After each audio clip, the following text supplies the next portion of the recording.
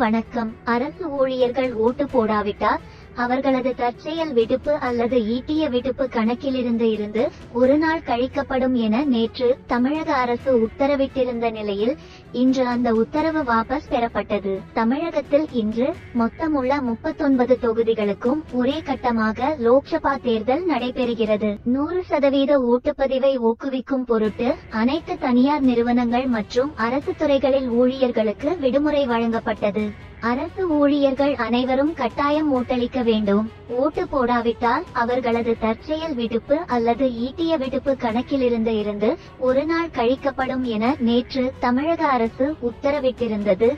ஓட்டளிக்காத ஊழியர்களுக்கு சம்பளம் கட் ஆகுவதுடன் தற்செயல் விடுப்பு அல்லது ஈட்டிய விடுப்பு கணக்கிலிருந்து ஒரு நாள் கழிப்பதாக தமிழக அரசு வெளியிட்ட உத்தரவு இன்று திரும்ப பெறப்பட்டது. உத்தரவு போட்டுவிட்டு அடுத்த நாளே தமிழக அரசு வாபஸ் பெறப்பட்டதற்கான காரணம் தெரிவிக்கப்படவில்லை. செய்தியை கேட்டதற்கு நன்றி. தொடர்ந்த செய்திகளை கேட்க பின்தொடருங்கள்.